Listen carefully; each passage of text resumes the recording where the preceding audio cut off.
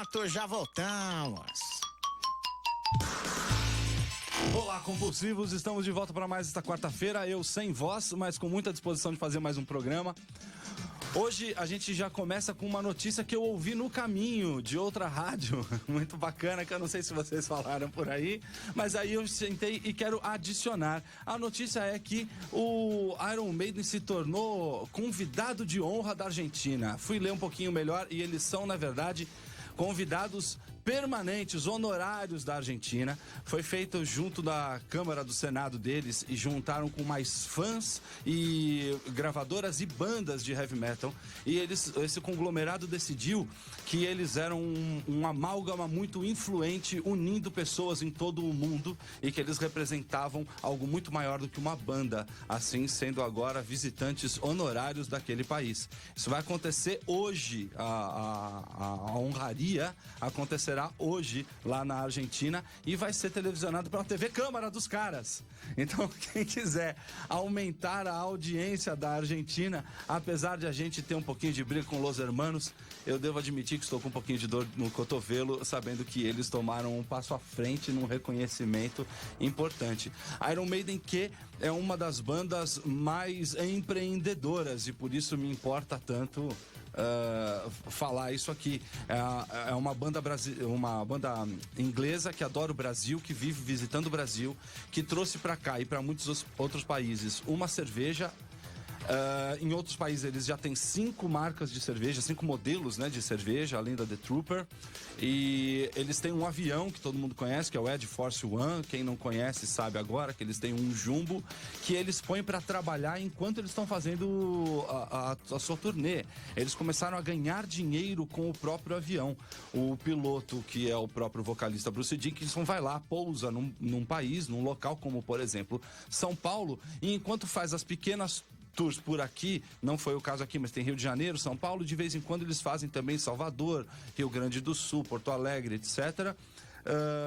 Eles deixam nesses dias o avião trabalhando dentro do continente e ganhando dinheiro enquanto eles viajam essas menores distâncias de ônibus mesmo ou com menores aviões. Então, tranquilamente, uma das melhores bandas, na minha opinião, e também uma das mais empreendedoras. Isso colocou eles, inclusive, como top 10 empresas mais lucrativas da Inglaterra no ano de 2016, quando eles começaram a fazer isso com o Jumbo.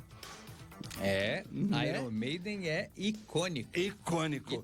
E hoje eu tenho o prazer inenarrável de estar aqui com Fábio Anjos, ele que é professor e CEO da Behavior Brasil, uma consultoria e desenvolvimento. E se você está assistindo a gente agora, estamos ao vivo pelo Facebook e podemos participar pelo WhatsApp. Mande sua pergunta escrita ou por mensagem e você vai poder ouvir sua voz também através dessa live no DDD 11 97313 6617 97313 6617. Deixa eu desacelerar e falar oi pra você, Fabião. E aí, garoto? Cara, muito obrigado por vir. Prazer enorme estar aqui, é um prazer poder compartilhar desses momentos com os ouvintes e contigo também. Vai ser um bate-papo gostoso, tenho certeza. Com certeza. Cara, vamos lá, você é um cara super versátil, né? Assim, quando eu te conheci, você falava muito de qualidade, selos de qualidade, os controles de qualidade disponíveis no mercado. O mercado mudou bastante, eu queria falar um pouquinho dessa mudança e entender, cara, onde é que tá essa coisa de qualidade agora? O ISO 9000 lá nos idos de 1999, né? Nem fala. Era uma explosão onde todo mundo tinha que ter a parada do selo ISO 9000, aí veio 9001, 9002, 9003, 9014, 9000, cada um para um setor, para né? Isso foi uma explosão onde era muito curioso para mim, porque para quem não sabe, o selo ISO 9000 existe até hoje. Sim. E tudo que ele garante é que o seu produto faz aquilo que você diz que ele faz. Justamente. Ele não garante se é bom ou ruim. Se você falar que você tem um fósforo que 10% deles acende, com certeza você tá certificando que ele é uma porcaria, mas você está certificando. Exatamente. Certificando a sua porcaria. É isso aí. Não vamos chamar assim, é maldade. Não, tô falando na hipótese de Sim. Um fósforo que acende 10% das vezes é uma porcaria. Então, aí entra uma coisa muito interessante, que é quando a gente está falando de certificação ou de empreendedorismo ou de gestão, é muito interessante que a gente sempre tenha um parâmetro de comparação, que é o que a gente chama em administração de benchmark.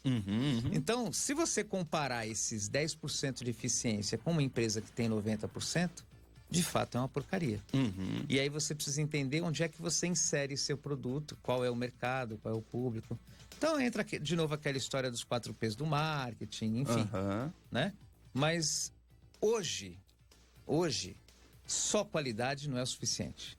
Só qualidade não é um parâmetro que você pode colocar para a tua empresa para que ela seja uma empresa competitiva, não é? Empresa, produto ou até mesmo serviço. E o que começou a ser importante? Hoje em dia, a versatilidade é muito importante. E a gente está vivendo um momento agora em que nós temos um clamor muito grande pela ética, não é? Então, faz sentido. Hoje nós temos que ser empresas com qualidade, versáteis e éticas. Tanto que, para você ter uma ideia, no final de 2015, a ISO, já que a gente começou falando de qualidade, a ISO lançou uma norma que se chama Sistema de Gestão Anti-Suborno, que é a norma ISO 37001. Na verdade, é uma norma que ajuda a empresa a se prevenir, não é? E criar modelos que evitem que ela se envolva na malha da corrupção. Porque a corrupção, ela acaba sendo materializada através do suborno. Peraí, mas aí a gente está indo num campo que eu até desconheço. Peraí, uma regra de compliance é o quê? Sim, é uma regra de compliance, mas com alguns dispositivos específicos, incluindo a questão de gestão financeira, procedimentos de controles financeiros, recebimento de comissionamento, pagamento de comissionamento, enfim, uma série de dispositivos que a empresa deve adotar dentro da sua estrutura de gestão para evitar que ela acabe se envolvendo ativa ou passivamente em corrupção. Isso vale tanto para empresas do setor público, privado, primeiro, segundo e terceiro setor. E isso está acontecendo onde? No mundo inteiro.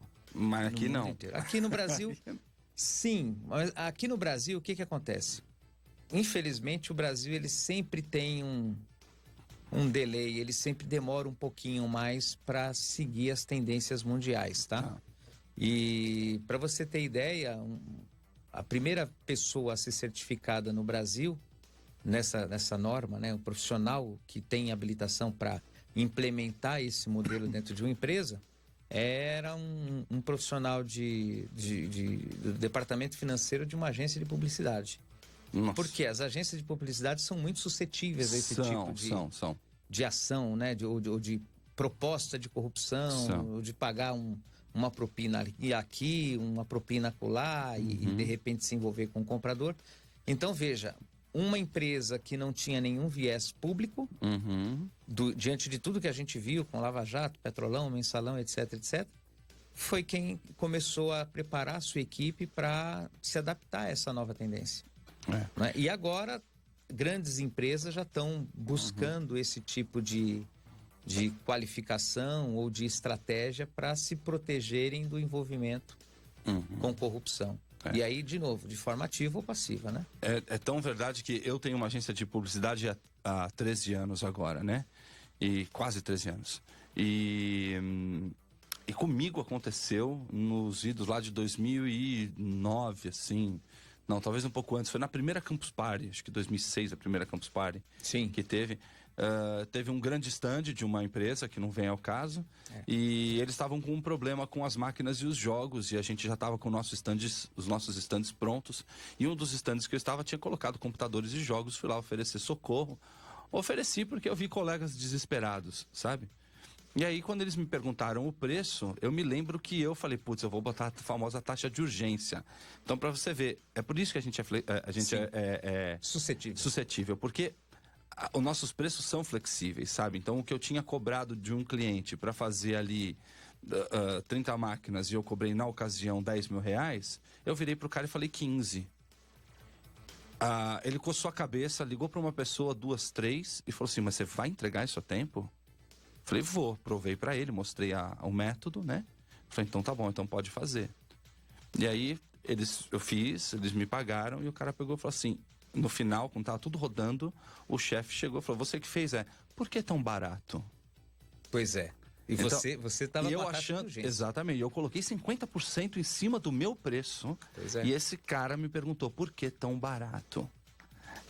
Entende? Então é um negócio completamente subjetivo, são valores completamente flutuantes, né? Mas eu posso te responder o porquê tão barato? É que nesse inteirinho, nesse processo, não teve intermediário. Não. Foi você e a empresa. Foi eu, é isso aí. Né? E normalmente quando você está contratando uma empresa, principalmente empresa de publicidade, tem um cara que vai fazer o primeiro contato, tem um vendedor da empresa, tem um comprador da outra. E aí quando você começa a envolver pessoas dentro desse processo, cria-se um intermediário e aí você tem a suscetibilidade do favorecimento. Não, cara, é muito impressionante, é muito impressionante. A mesma empresa, muito mais tarde, veio me pedir um orçamento, 3 orçamentos para um evento itinerante. E o orçamento que eu apresentei era gigante, era um evento itinerante, como eu disse, tem que ter seguro, tem transporte, as despesas são enormes, você tem um lucro super pequenininho. Eu saí com um número que para mim era exorbitante na ocasião, nunca tinha feito nada nem perto disso, que era um número de R$1.100.000. Para mim era exorbitante. Ainda eu nunca é um número bonito, hein? Então, entende? É um belo número, tem um monte de zero bacana. E aí o cara, pois é, tem uma porrada de zero, uma do lado da outra ali. E aí eu simplesmente me perdi um pouquinho, assustei, porque o cara virou para mim e falou, tá bom, vamos almoçar. Me tirou de dentro da empresa para almoçar e falou assim, se eu te der 2,5, você tira o seu 1.100 limpo, recolhe os seus impostos e deixa o troco comigo? É isso aí, quer dizer, o intermediário. E o que é interessante a gente falar? A empresa, né, a organização, a pessoa jurídica dentro desse contexto, acaba sendo marginalizado. Tem uma lei, inclusive, que diz que a empresa, se ela tiver comprovada aí a sua ação dentro de uma prestação de serviço pública e tiver comprovada essa corrupção, ela pode ser penalizada em até 20% do seu faturamento e ser impedida de operar com o governo. E aí eu te pergunto, o CNPJ executa alguma ação? A empresa em si, o CNPJ ele não executa ação. Certo. Né? Apesar de ser uma pessoa dentro da sociedade, ela é uma pessoa que não propõe e não executa ação.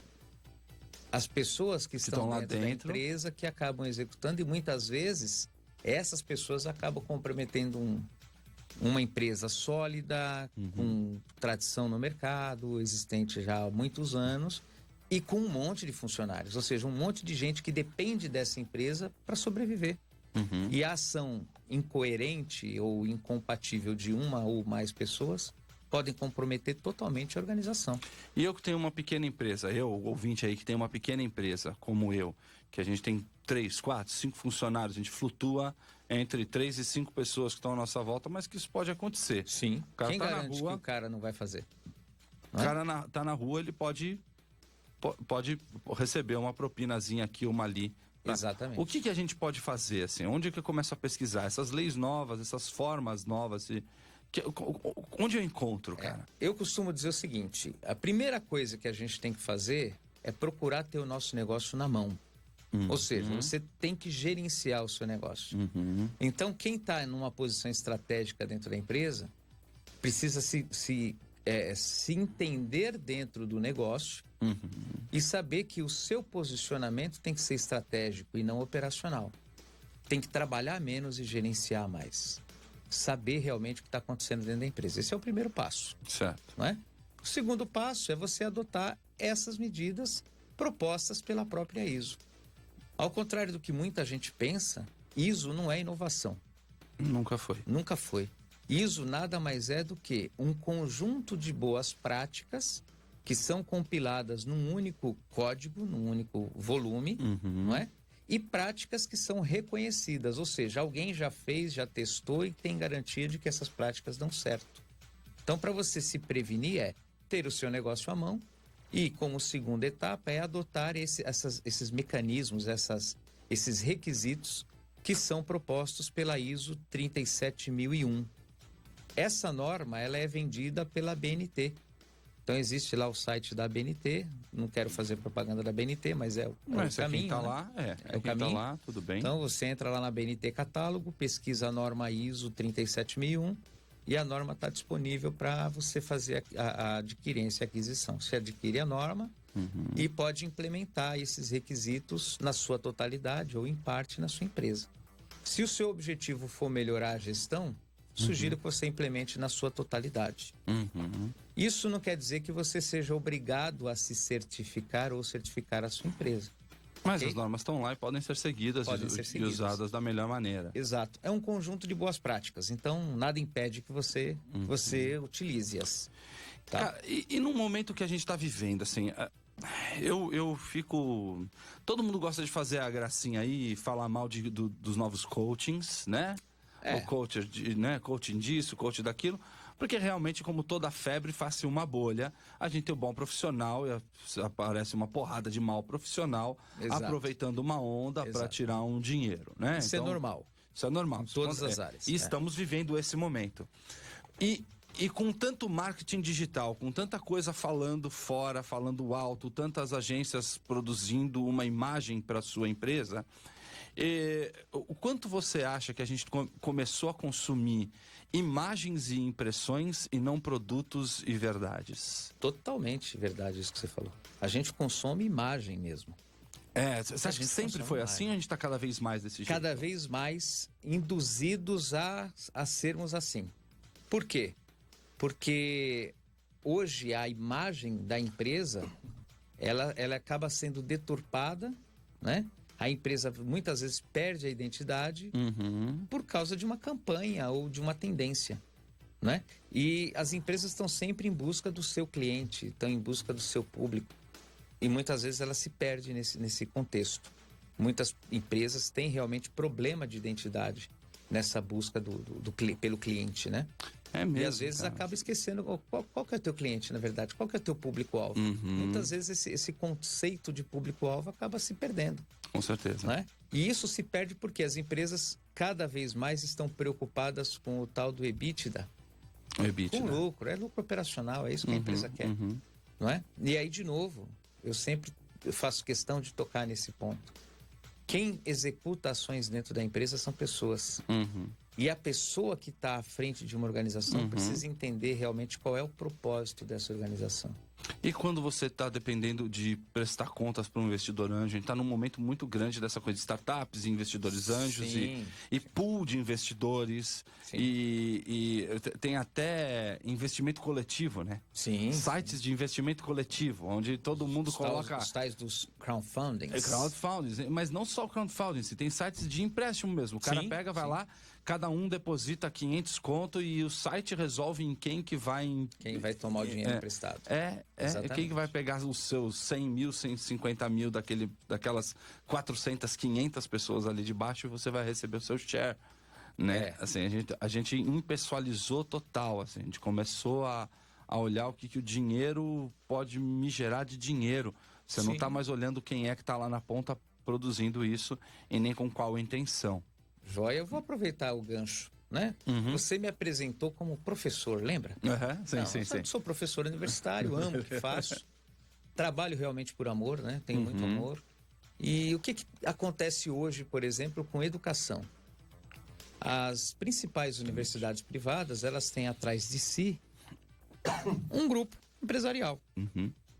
E o que esse grupo empresarial busca? Será que esse grupo empresarial tem compromisso só com a educação?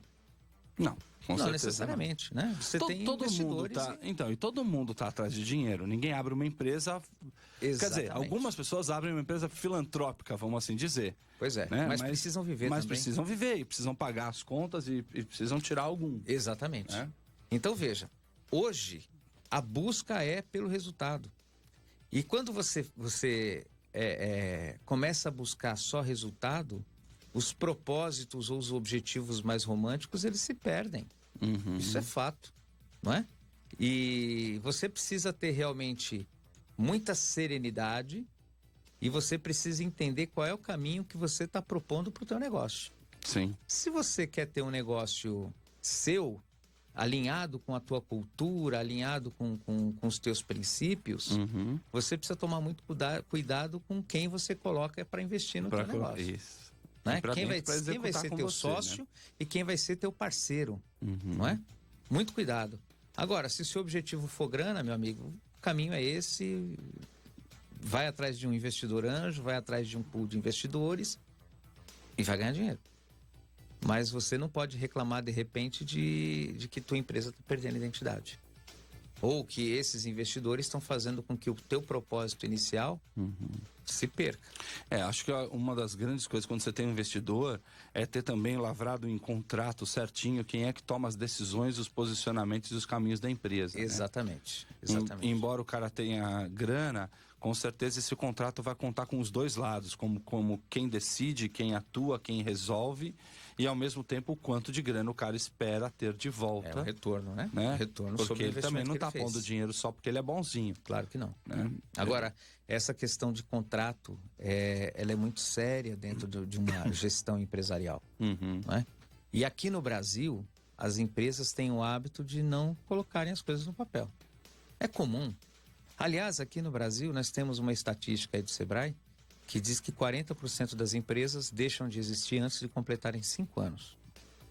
Com a minha experiência em consultoria, eu posso afirmar para você também que 40% das empresas que eu visito para fazer consultoria não tem plano de negócio. Ou seja, não tem a diretriz daquilo que o cara pretende fazer documentado, pesquisado, estruturado, não é? 40% das empresas que eu visito não sabem precificar o seu produto ou serviço.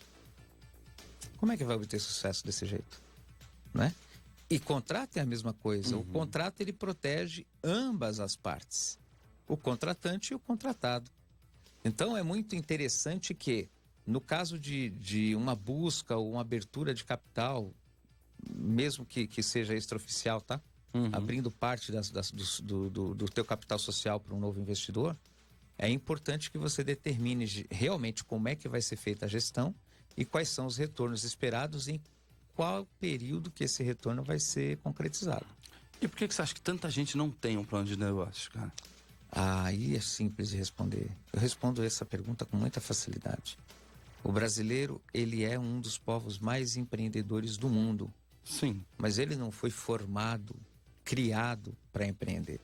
Ele empreende por necessidade. Por necessidade? Por necessidade. Na maioria das vezes por necessidade. Pelo desemprego, não é? Ou porque não consegue se recolocar adequadamente no mercado e não vislumbra a mesma perspectiva de padrão de vida ou a mesma renda que tinha há alguns anos atrás e acaba empreendendo também. Porque são duas realidades. O desemprego é uma realidade latente, tá? Tá aí, é notório. À vontade. Agora... a maior demanda que a gente tem é a demanda do desemprego. Pois é. E por outro lado também tem... Vou pegar o meu exemplo. Eu tenho 50 anos de idade, tá? Não faço questão de esconder a idade, não. Tenho 50 anos. Apesar de ter uma vasta formação acadêmica, de ter bastante experiência profissional, se eu me lançar hoje em busca de emprego, eu não consigo. Aliás, eu posso até conseguir. Mas jamais eu vou conseguir um emprego que me permita o padrão de renda que eu construí ao longo desses anos. Perfeito. Não é? E aí a saída é empreender.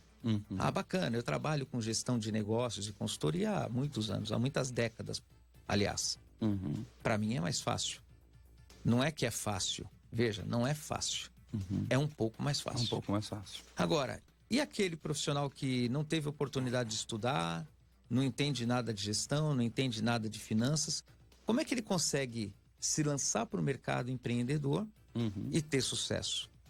Ele vai contar com a sorte. A gente ouve muitos casos de sucesso aí na internet, mas as pessoas se esquecem de observar que a internet é o mundo inteiro aberto, uma janela aberta para o mundo inteiro. Exato. Então, quando você observa ali 40 pessoas, fala, um cara de sucesso, 2 caras de sucesso, 3 caras de sucesso, 40 caras de sucesso, 40 caras perto do bilhão... 7 bilhões de habitantes? E aí? Que tá falando na internet, né, cara? Assim, são muitos. A gente tem aí pessoas do marketing digital vendendo métodos impressionantes, métodos infalíveis. Se você fizer tudo que eu estou dizendo, vai dar certo, vai dar certo, vai dar certo. E aí ele mostra que de 3.000 pessoas sobem no palco 12. para falar do caso de sucesso deles. 3 mil já fizeram o meu curso e 12 pessoas subiram no palco para falar, né? Então você vê que existe o fator humano, existe o empenho, existe... Não tem uma fórmula de bolo, né, cara? Basta acrescentar água. Não tem. Isso não existe. E a gente esteve, nós compulsivos, né? Estivemos agora na Feira do Empreendedor Sebrae, esse final de semana inteiro, quinta, sexta, sábado, domingo, segunda e terça. E a gente estava rodando justamente um workshop de o empreendedor se conhecer e fazer um estudo de viabilidade do seu negócio. Não é um plano de negócio. É um mínimo para um estudo de viabilidade, ver se aquilo dá grana. O Sebrae tem esse trabalho. Sim. É legal. Eu acho bem bacana o que o Sebrae faz, além de fazer esses contatos das pessoas com pessoas como nós, do Compulsivos e muitos outros que estavam lá. Uma feira super bacana, foi super cheia. É fantástico, não tenha dúvida. Aí te pergunto, se não o Sebrae, a quem mais esse cara pode recorrer a um valor aceitável? Você conhece alguém, algum caminho... Olha, que esse cara possa se orientar para fazer o seu plano de negócio? Caminhos, só que o que acontece? O brasileiro, ele traz algumas bagagens culturais, algumas positivas, mas muitas são nocivas. Né? Primeiro, o brasileiro não gosta de consultoria. Quando você visita uma empresa e fala, eu sou consultor empresarial, o empresário já acha que você é picareta e quer tomar o negócio dele. E ele fala assim para ti, tomar o seu negócio. Olha, como é que você vem aqui falar para mim como é que eu tenho que gerenciar a empresa que eu fundei, não é? E aí, para você mostrar para ele que ele tem expertise num determinado segmento, ele tem expertise em buscar o cliente, ou de fazer um produto, ou de entregar um serviço, é diferente de você ter a expertise em gerenciar o teu negócio. E muitas vezes o cara está num negócio há 20 anos patinando, tentando crescer e não consegue. Simplesmente porque não sabe fazer gestão. E não é culpa do empresário, só do empresário, né? Porque a gente também traz essa bagagem cultural de que o brasileiro é colônia, né? É parte de uma colônia, vive dentro de uma colônia e tem que servir o seu imperador, o seu colonizador. E o cara de lá de dentro tem que fazer tudo um pouco, né? Assim, é comum eu ver, e eu mesmo já me encontrei nessa situação. Trabalha muito, não tem tempo nem de gerenciar o negócio. E você é sempre o último, né? Você fala, não, só vou fazer mais esse negócio aqui porque tá atrasado do tal cliente. Não, só vou fazer isso aqui porque esse cliente é muito bom, eu não posso atrasar. Exatamente. Não, só vou dar mais uma ligadinha. Não, mas que surgiu uma oportunidade que eu não posso perder, então eu vou lá fazer. E o seu vai ficando por último. Fica pra trás. Você não vai cuidando da sua própria casa, né? Exatamente. Você deixa o seu negócio deixa de ser a sua prioridade. Sua prioridade vira o cliente. Vira o cliente, que é lindo. Sim, né? É lindo, é louvável, é importante, o propósito é perfeito, o propósito é esse. Mas que, infelizmente, acaba te traindo, né? E eu acho muito interessante isso que você falou, porque, na verdade, se a gente olhar para nossa compleição física, a gente vai perceber que os nossos olhos estão voltados para fora.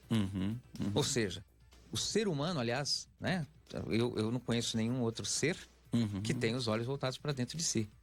A gente sempre tem os olhos voltados para fora. Então, a nossa formação biológica faz com que a gente olhe para o outro. Perfeito. E muitas vezes é muito mais difícil a gente olhar para dentro da gente, olhar para dentro de casa, né? Eu costumo dizer que a maior viagem, a mais complexa, a mais longa e mais difícil viagem que o homem pode fazer, mede 2 palmos, que é do coração, emoção, ao cérebro, razão. Essa viagem é muito complexa, porque você precisa separar as tuas emoções da tua razão. É muito difícil. Isso é muito cultural também, né?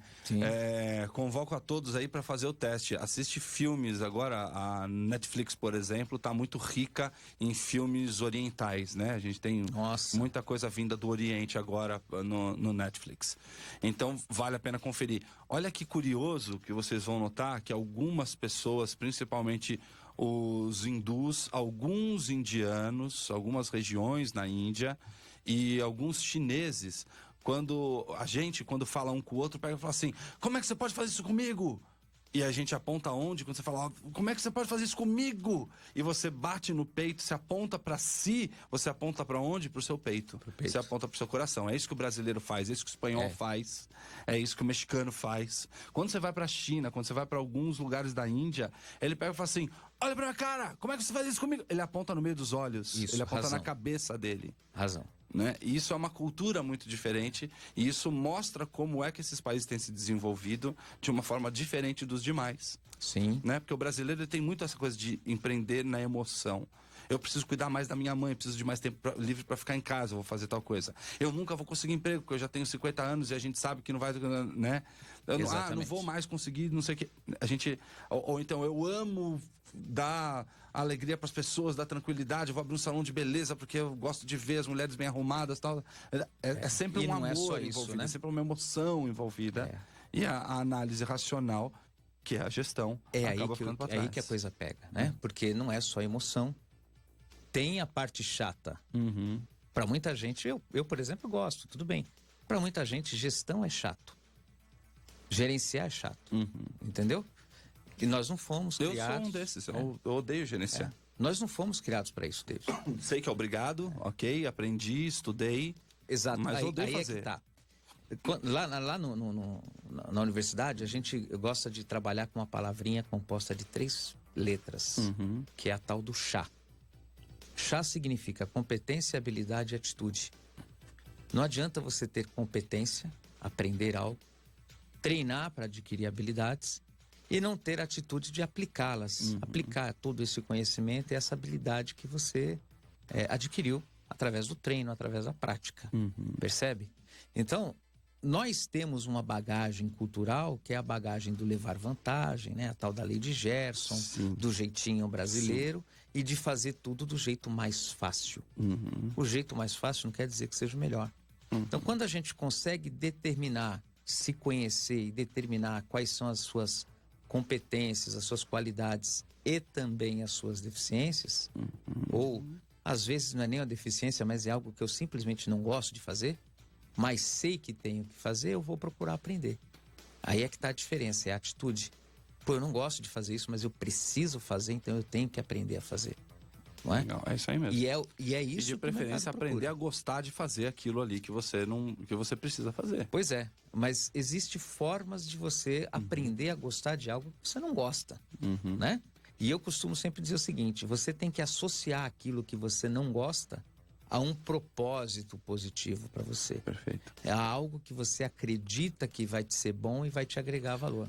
Quero falar de propósito, mas a gente precisa sair de intervalo, a gente volta já. Você está na Rádio Geek, apaixonados pelo que fazem.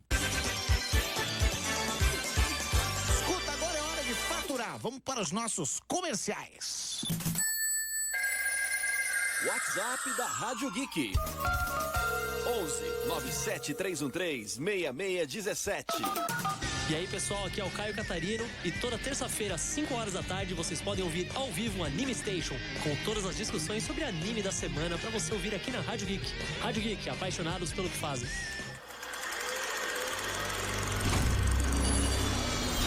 Você já pensou em estudar cinema? A hora é agora. O Instituto de Cinema conta com mais de 100 cursos que cabem no seu bolso e na sua rotina. Aprenda sobre direção, fotografia, roteiro, edição e muito mais. Você ainda tem acesso a monitorias especializadas, equipamentos profissionais e produz 2 curtas-metragens prontos para concorrer em festivais. Saiba mais em institutodecinema.com.br. A edição de setembro da revista Mundo dos Super-Heróis traz na reportagem de capa a superpoderosa Mulher Maravilha. Tem tudo sobre a heroína que volta aos cinemas com o melhor dos anos 80, os bastidores do filme Diana vs Mulher Leopardo, a aposta da volta das Amazonas nas HQs e muito mais. Essa edição vem ainda com 27 cards colecionáveis com a evolução do visual da heroína desde 1941 até hoje. E mais, Marvel Fase 4, o Imortal Hulk, Batman do Futuro, easter eggs do Homem-Aranha. Encontre a sua na banca ou livraria mais próxima ou ligue 0800 888 8508 ou acesse europanet.com.br. Olá, eu sou o André Fauri. Vim aqui contar uma notícia muito legal pra você. Você gosta de jogos? Você trabalha com jogos? Ou você já pensou em trabalhar com jogos? Está disponível o meu novo curso Lucre com Games. Todas as dicas e truques que você precisa saber para fazer dinheiro com um jogo digital. O curso é dividido em 4 módulos. introdução, jogos premium e jogos free to play. Acesse agora www.lucrecomgames.com.br para transformar o seu sonho em uma profissão. www.lucrecomgames.com.br. Falta pouco para a Brasil Game Show, a maior feira de games da América Latina. Jogue os grandes lançamentos do ano. Vibre com os campeonatos de esportes. São mais de 400 estandes das principais marcas de games. Tá esperando o quê? O sábado já esgotou. Não fique de fora. Compre já o seu ingresso em bgs.com.br. De 9 a 13 de outubro no Expo Center Norte em São Paulo. BGS. Aqui se joga. Venha conhecer o Império do Ar-Condicionado. Trabalhamos com todas as marcas que você precisa para sua casa ou sua empresa. Acesse impériodoar.com.br e peça um orçamento através do e-mail impériodoarcondicionado@yahoo.com.br ou pelo WhatsApp no 11 94036 6603. Especializados em ar-condicionado e limpeza de duto via robótica. Império do Ar-Condicionado, 11 94036 6603. Estamos de volta na programação aí, meu. Estamos de volta com Empreendedores Compulsivos, hoje com Fábio Anjos, o programa da rádio que tem o intervalo mais valioso do mercado. As coisas que a gente conversa no intervalo são tão bacanas, e aí eu tento esmiuçar mais aqui o que a gente falou, porque é bem bacana. Quando a gente tá falando em público, é claro, cara, que tanto eu, quanto ele, quanto o Gabriel, todo mundo tem que tomar um pouquinho de cuidado com o que a gente tá falando, com o tipo de vocábulo que você usa, com a forma que você se expressa, com a opinião que você tem. Ela nem sempre é muito bem-vinda, né? E aí eu tô falando da minha opinião, onde a gente tem uma frase ilustre. A gente tá falando aqui da necessidade de preparo de todo mundo, como a gente estava falando antes do intervalo. Eu estava querendo falar um pouquinho de plano de carreira, mas antes disso eu comecei a conversar com ele sobre essa necessidade de preparo, como que está hoje a visão do brasileiro para o ensino e para o autodesenvolvimento. E a gente tem a ilustríssima frase aí de uma pessoa que não podemos dizer o nome, e é isso que eu estava falando, fora do ar a gente fala, mas que fala que o brasileiro tem tara por faculdade, ok? E aí a gente não pode dizer de quem é. Mas, porra, cara, como é que me fala que tem tara por faculdade, cara? Assim, é lógico que eu tenho tara por faculdade. A gente se prepara pra isso, a gente se prepara pra se desenvolver, a gente se prepara pra chegar em algum lugar. Pois é. E a faculdade é o caminho óbvio, claro, de a gente conquistar aquele conhecimento específico escolhido por você. Né? Assim, eu fui um péssimo aluno de escola. Eu reprovei 2 vezes. Eu dei trabalho pros professores. Olha só. Eu fui terrível no colégio. Aproveita e pede desculpa pra eles no ar agora.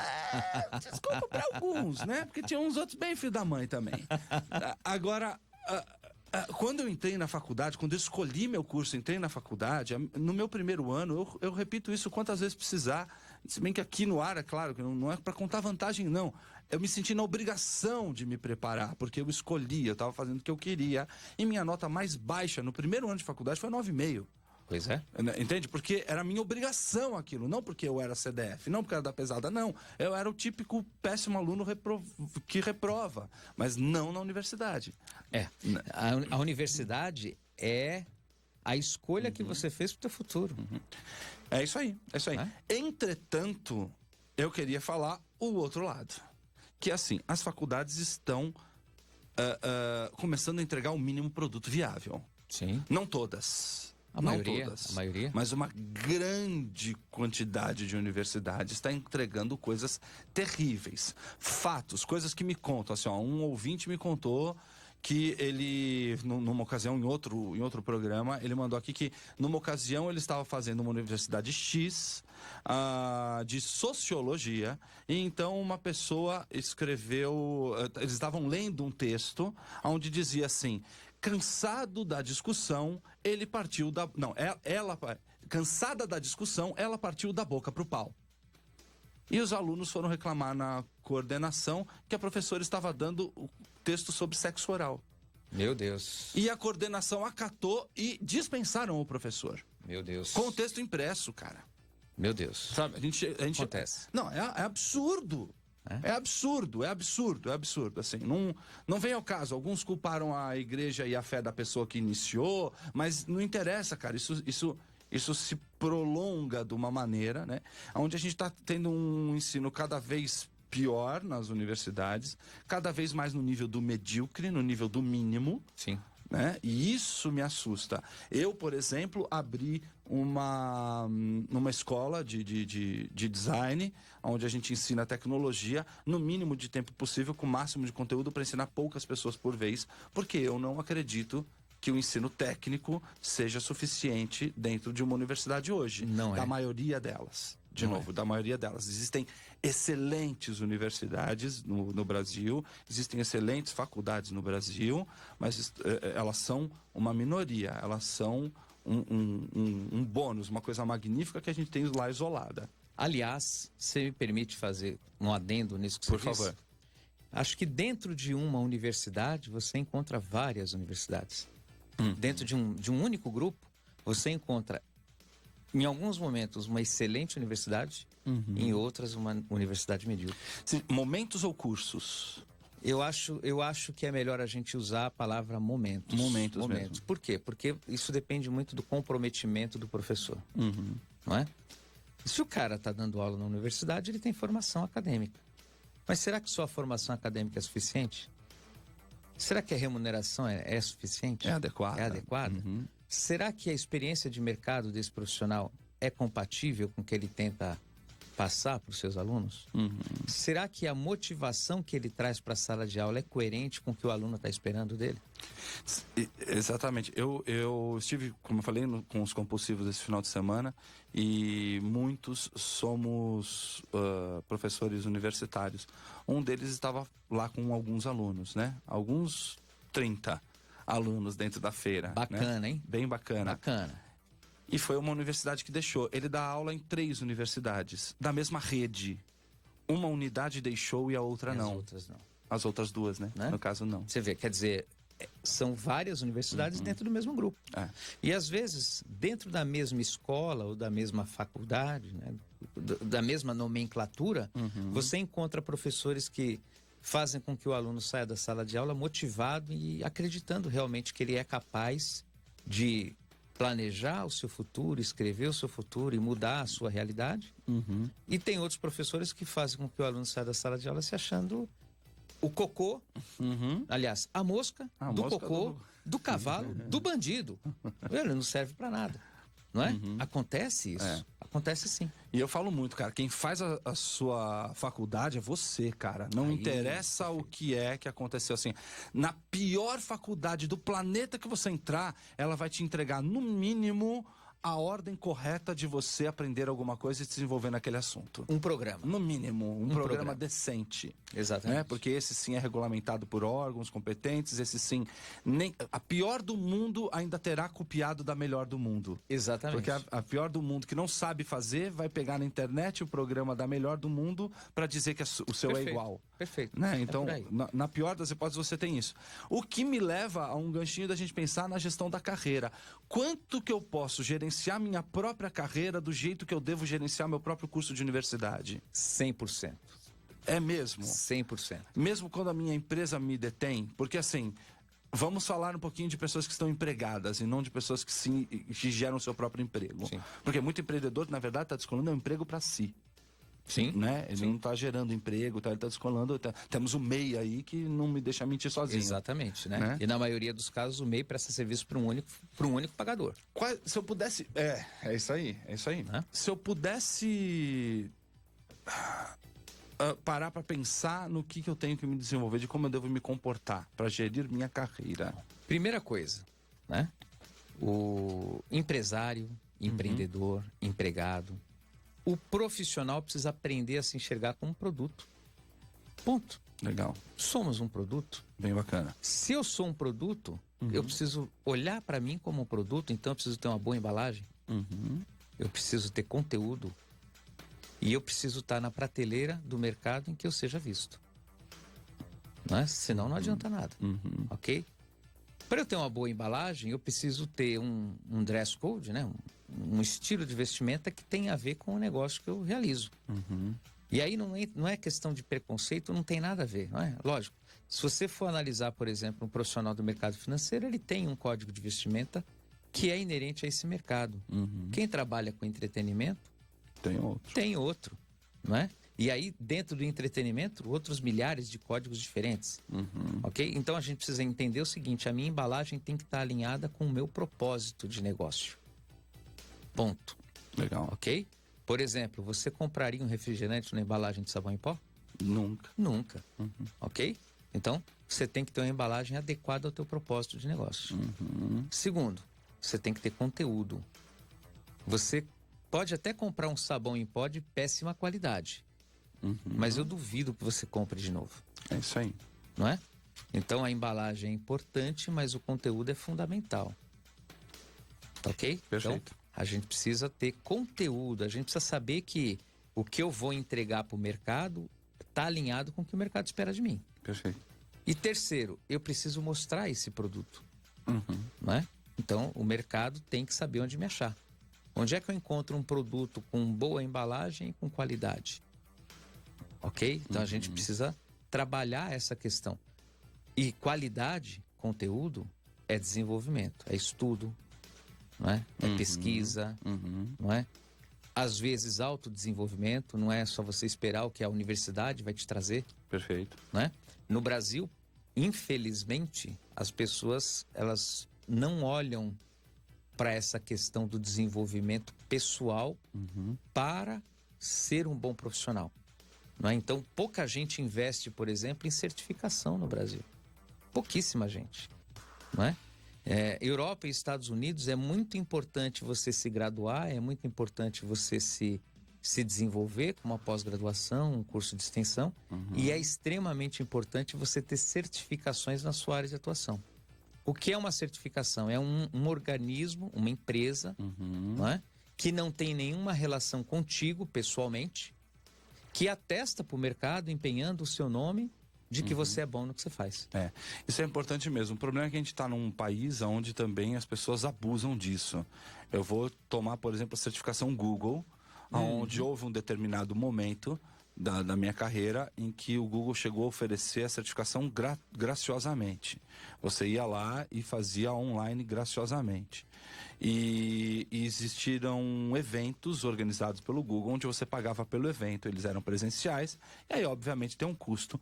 E eu me lembro de que lá nos idos de 2009, 10, essa certificação custou R$480, que é um valor alto para a ocasião, mas absolutamente pagável, né? Assim, alto para 10 anos atrás, né? Sim. No mesmo ano, pessoas que se certificaram lá e que conseguiram uma forma de certificar, estavam vendendo a R$3.000 a mesma certificação. Entende? Então, o brasileiro também padece de uma onda de moda, né? Que está num momento... Efeito manada. Efeito manada, bom, não conhecia esse nome. É efeito manada. Isso aí. E esse efeito manada, ele está sempre relacionado à grana. Opa, vamos ganhar dinheiro. Vamos ganhar, é o momento de ganhar dinheiro, então vamos aproveitar essa oportunidade para ganhar dinheiro.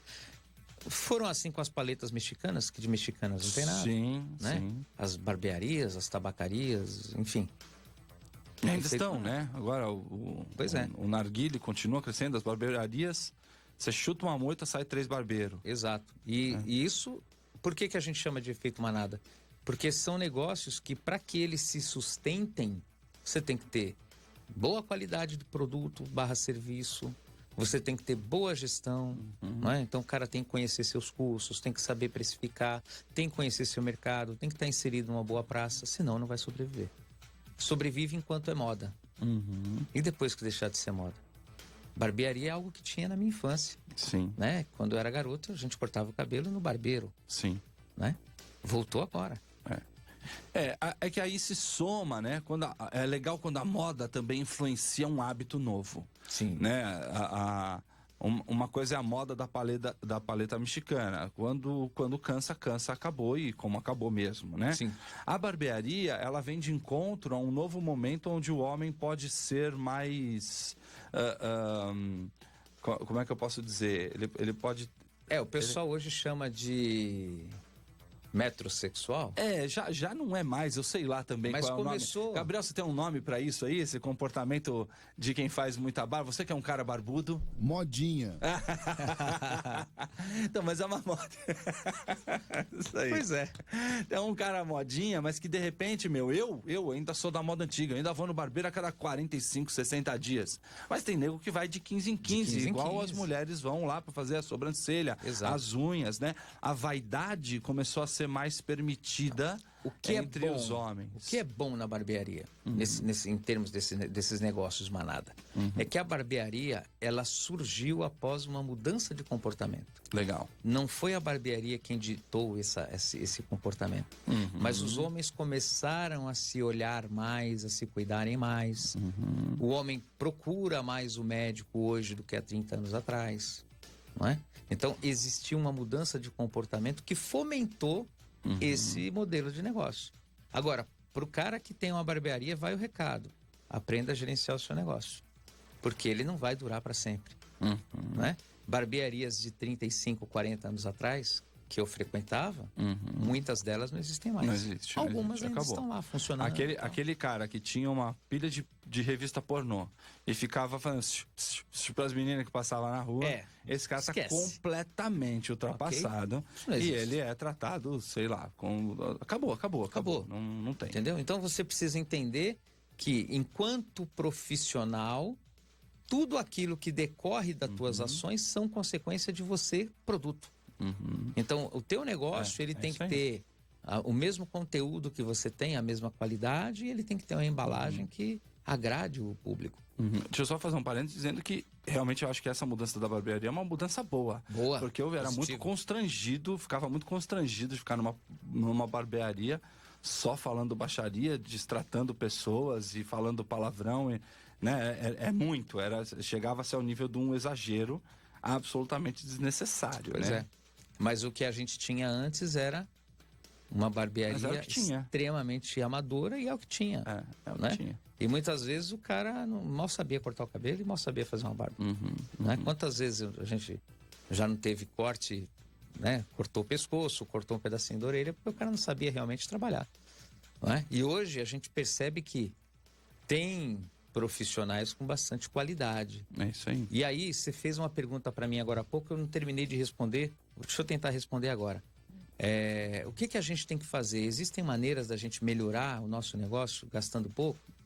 Consultoria não é um negócio tão caro. Então, procure uma consultoria. Sebrae, não é um negócio caro. Não é um negócio tão caro, tá? Você pode falar assim, mas o cara ele vem aqui 2 vezes por semana. Tá, mas quanto tempo esse cara estudou para dar as dicas que ele vai te dar? E qual é o resultado que você vai ter após a intervenção? E hoje é muito comum a gente encontrar consultores que associam a sua remuneração ao resultado da empresa após a implementação das mudanças sugeridas. Então vale a pena pagar para ver. Bom, se eu vou te pagar boa parte do teu trabalho com o meu ganho, vale a pena pagar para ver. Né? Segundo ponto, autodesenvolvimento. A gente tem aí, como você mesmo falou, a internet é a porta aberta para o mundo. Então, aprenda, pesquise. Nós temos grandes empreendedores brasileiros que não tiveram oportunidade de estudar. Não é? E estão aí fazendo sucesso. Agora, eu aposto com você que essa falta de oportunidade de estudar está ligada ao estudo formal. Mas esses caras nunca deixaram de buscar conhecimento. Tá? E é muito importante a gente se isolar no conhecimento, porque a gente tem uma postura muito pessoal de fazer negócio. Como a gente falou lá atrás, que é emocional, a Juliana tá até reforçando assim, né? Que, fica a dica de um filme, um documentário, Fome de Poder. Realmente é legal, Juliana. Muito legal. Tá falando que o empreendedor é meio como irmãos que têm ideias boas e ficam discutindo para ver quem tem a melhor. E é isso aí mesmo, não só discutindo quem tem a melhor, né? Mas às vezes quem é a melhor, ela tá falando, às vezes a melhor ideia é de fora, né? Hoje em dia, você está discutindo não com o irmão dentro de casa, e sim discutindo fora de casa, né? Para fora de casa. Eu acho que é essa a ideia mesmo, cara. Genial o paralelo. Você fica discutindo com quem tem ideia qual é o melhor modismo, qual é o melhor momento, qual é a melhor coisa, e esquece de se analisar do que você é capaz de fazer, o que você ama fazer, o que você tem condição de entregar e o que tem condição de te dar dinheiro dentre estas coisas, né? Pois é. E olha só que interessante. Esses dias eu estava me lembrando que quando eu era garotinho mesmo, pequenininho, eu tinha uns vizinhos e a gente, de vez em quando, se sentava, quando a gente cansava de brincar, né? Da brincadeira física, a gente se sentava no cantinho e brincava de sonhar. Ah, o que você quer ser quando crescer? O que você quer fazer quando crescer? E, lógico, você vai crescendo, você acaba entrando na rotina de trabalho, de estudar e não sei o quê, e família e tal, e você perde o sonhar. Cara, tudo que acontece no mundo é decorrência de um sonho, não é? Então, os grandes arranha-céus, as grandes invenções, elas partem de um sonho, do sonho de alguém. E aí entra a questão das 3 letrinhas que a gente falou no intervalo, né? Que eu gosto muito de citar, que é o CHA, competência, habilidade e atitude. Então a gente tem que aprender, tem que exercitar esse aprendizado, mas tem que ter atitude de colocar em prática. Não adianta a gente ter ideia e não colocar em prática. Ter ideia e não colocar em prática é devaneio. É mais ou menos como sair correndo sem saber para onde vai. Percebe? Não basta ter ideia. Você tem que ter um planejamento que te propicie colocar as tuas ideias em prática. E para pôr uma ideia em prática, tem que estudar, tem que ter disciplina, tem que ter persistência e ter investimento. É isso aí. E lembre-se também do relacionamento, né? Porque eu acho que o plano de carreira ele não existe, a sua empresa não existe network, nada se não feito. tiver as outras pessoas. Então não só o network para fora, mas valorizar quem já está dentro, quem já te dá atenção. Por menor que seja a sua empresa, participe da vida do seu colaborador, né, cara, do seu funcionário. Então, isso eu coloco dentro do investimento. Por que eu coloco dentro do investimento? Porque o investimento, quando a gente fala de investimento, a gente está falando de recurso. E recurso não é só grana. A gente pode estar falando de recurso humano.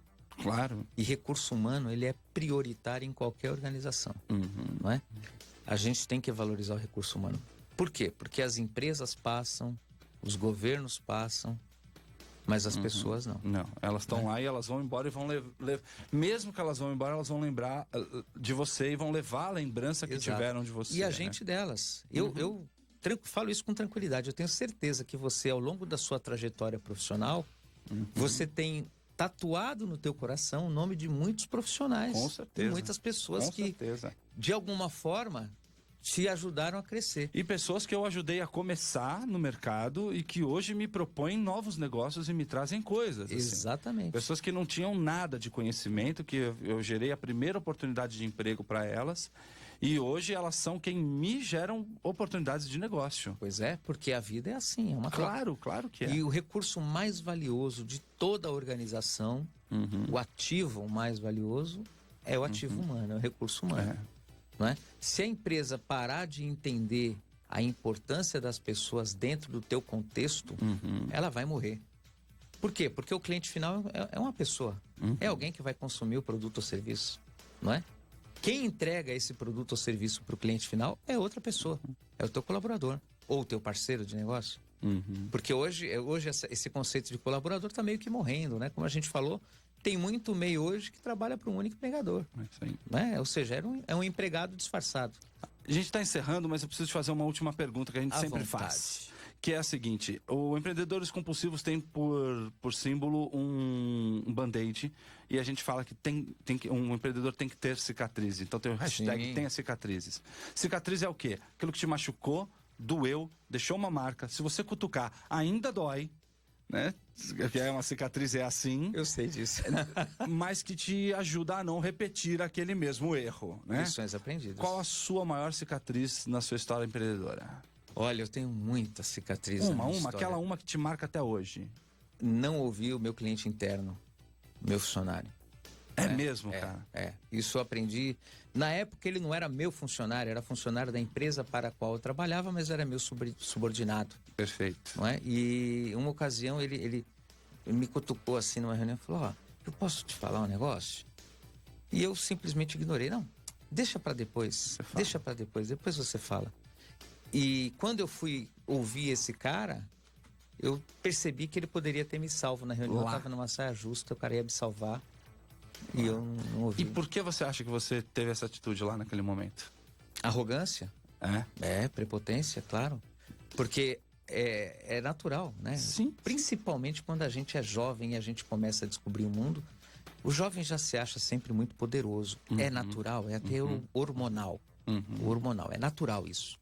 Então, a gente tem que tentar separar nesse momento da nossa vida, nessa juventude que a gente está com todo o vigor, toda a força, e naturalmente a gente é mais arrogante, mais confiante, saber separar essa confiança da humildade. A gente tem que ser humilde também. Com certeza. Porque da mesma forma que você é forte, determinado, tá com a pegada, tá com vontade, o teu colega ali do lado também tem. Também tá com essa vontade e também tem essa força. Então, essa cicatriz eu carrego comigo sempre, e ela me fez aprender bastante, me fez crescer muito como pessoa. Como professor também, tudo que eu posso dizer é que o aluno que acha que já sabe é o único que não aprende. E o professor também. Né? E vice-versa, né? Porque a gente também é aluno de tudo o tempo inteiro. Sim, sim. Né? É verdade. Uma das melhores coisas é eu dar aula para essa galera e tá permeável ao que eles têm para me ensinar. Com certeza. Eles é que me mantêm aí com 41 anos, corpinho de 55, mas cabeça de 16. Que maravilha, hein? Né? Fantástico, beleza. Fantástico. Adorei Fabião, a experiência. Muito obrigado. Fala aí como é que a gente te acha. Você está em... Opa, no LinkedIn, Senhor Fábio Anjos, Mestre ISO. Certo. Facebook, Senhor Fábio Anjos, senhor abreviado sr.fábio Anjos. Ou pelo site behaviorbrasil.com.br. Este vídeo vai para o YouTube dentro de Rádio Geek BR, Empreendedores Compulsivos, e todos esses links estarão na descrição do vídeo ali embaixo. Cara, muito obrigado, uma ótima tarde para todos, fiquem com a nossa programação. Operação de Gabriel Pazotto no ar condicionado, Davi Fraga se despedindo agora. Você está na Rádio Geek, apaixonados pelo que fazem. Abraço! Aí, meu, hora do